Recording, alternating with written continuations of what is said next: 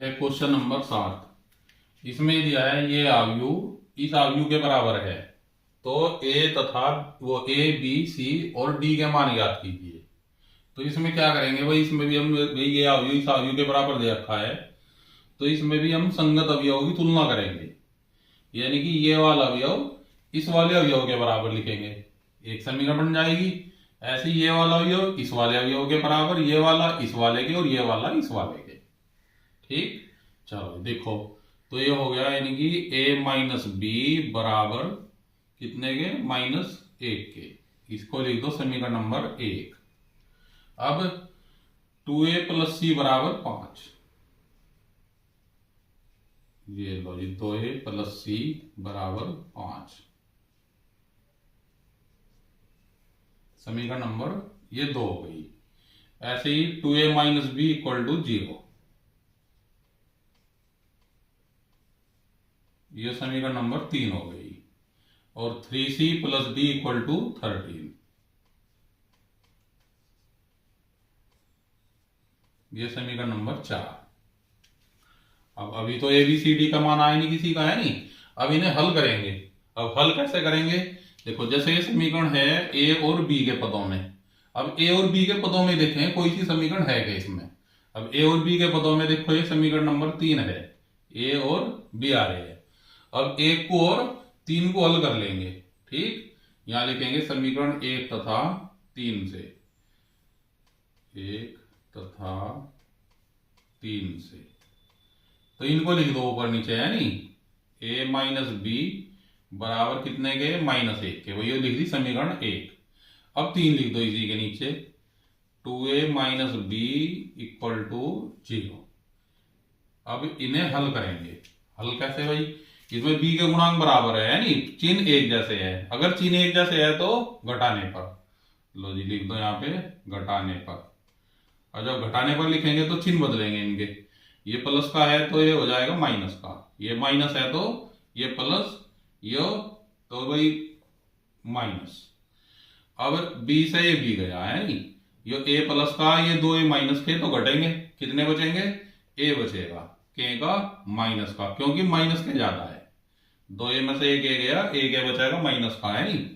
फिर बराबर ये कितना है, -1, माइनस से माइनस गया, है नहीं, तो a इक्वल टू आ गया 1। अब a का मान तो आ गया। अब a का मान समीकरण 1 में रख देंगे, b का मान आ जाएगा। ठीक, लो जी लिख दो यहाँ पे a का मान समीकरण 1 में रखने पर,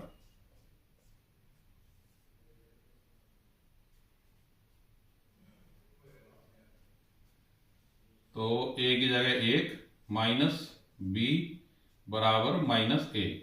1 को इधर ले आएंगे तो ये हो जाएगा, यानी कि -b इक्वल टू ये -1 और -1, यानी कि -b बराबर माइनस के 2, माइनस से माइनस गया, यानी कि b का मान आ गया हमारा ये 2।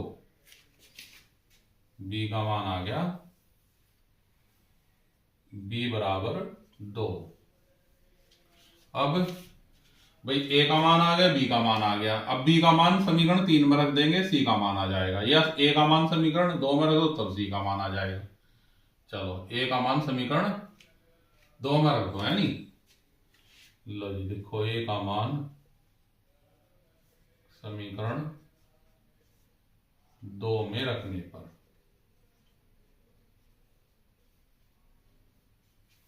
रखो समीकरण 2 में ये, तो ये हो गया, यानी कि 2 गुणा a का मान कितना रखना है हमें, 1, 2 गुणा 1 और प्लस c बराबर 5।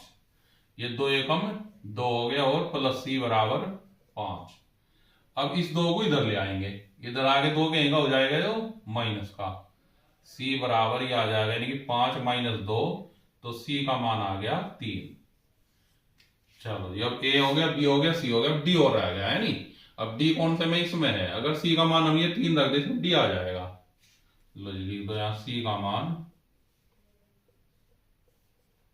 समीकरण 4 में रखने पर,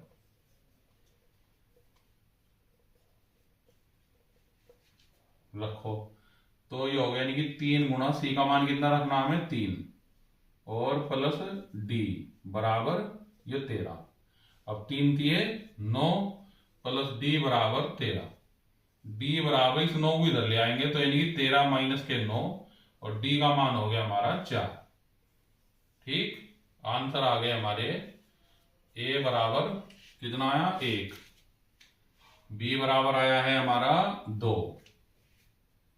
और जी सी बराबर आया हमारा 3 और डी बराबर 4। ये आंसर हो गए। ठीक, समझ में आया।